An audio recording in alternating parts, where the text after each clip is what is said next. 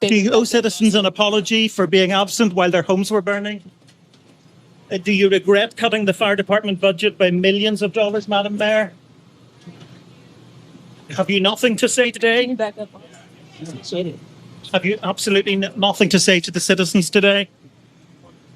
Mayor Karen Bass says she's investigating the decision she made to head to Ghana days before the LA fires. She also wants doctors to open her brain to find out why she's so stupid.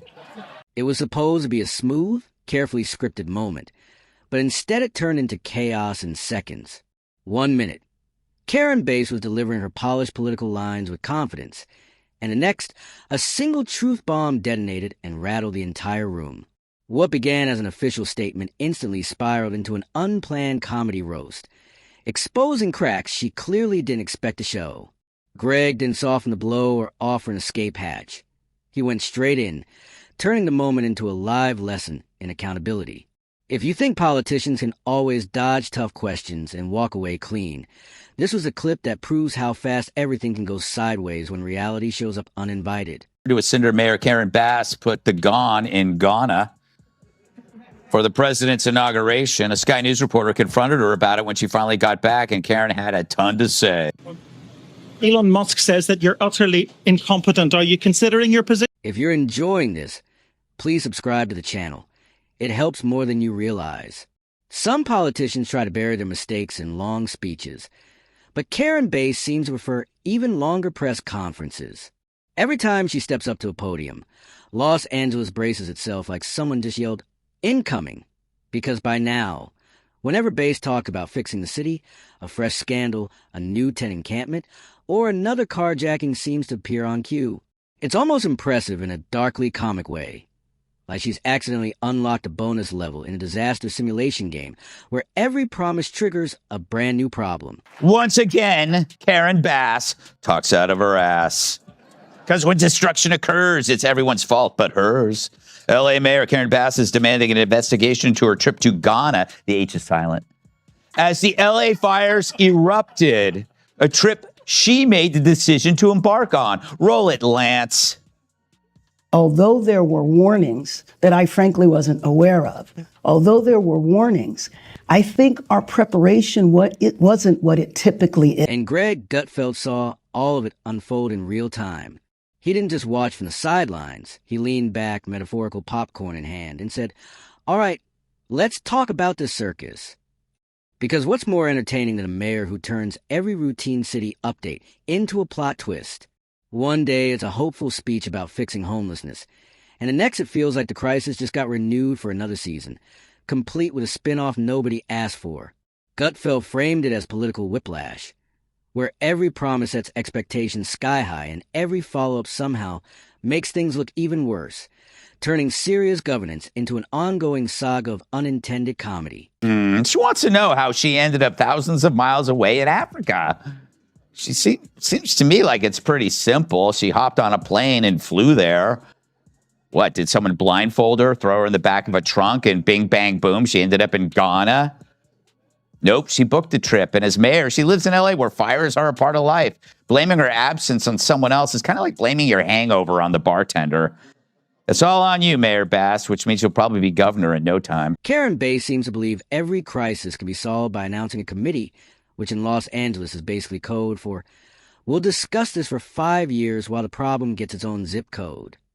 Greg Gutfeld had a field day tearing into that mindset, mocking how the city's default solution to everything is hiring more consultants, as if progress is measured by how many six-figure salaries it takes to produce a glossy report concluding that, yes, something should probably be done someday. For credit, this is an audacious play.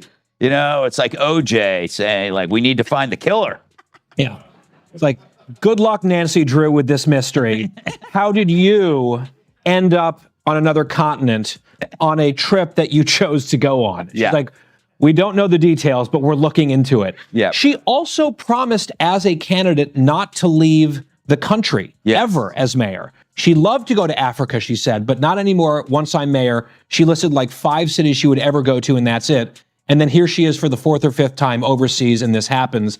And she's, I guess, so out of any other excuse or idea that she said, we're investigating ourselves. Meanwhile, Los Angeles residents are stuck living through real chaos. Traffic, crime, inflation, and a mayor who seems to believe optimism counts as public policy. Karen Bass keeps pitching LA as the city of the future, but that future is starting to look more like a post-apocalyptic sci-fi set than a comeback story. Greg Gutfeld doesn't need charts or experts to make the point. He just points at the obvious, renaming problems instead of fixing them, selling hope while reality collapses, and calling it progress. Bass promised unity when she took office, and in a strange way she delivered. Liberals, conservatives, renters, landlords, and even pigeons are now equally frustrated. What Greg really zeroes in on is the pattern. Every plan needs taxpayer money and blind faith, and the results are always the same. Projects half-built, programs half-working, and a city that's half-clean, half-safe, and half-governed, stuck in permanent under-construction mode. Karen Bass, best known for going to Ghana while L.A. burned, just got smoletted. The L.A. mayor claims ICE kidnapped a migrant mom and held her in a warehouse, hoping she'd self-deport, and adding, quote, "This doesn't make anyone safer." There's just one problem for Karen. The story's a hoax.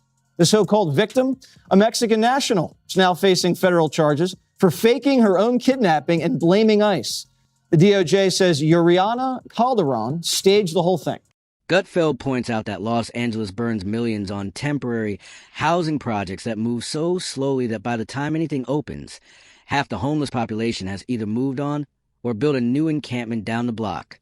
Karen Bass keeps cutting ribbons for projects that seem to exist only on PowerPoint slides, while her relationship with reality stays permanently switched to off.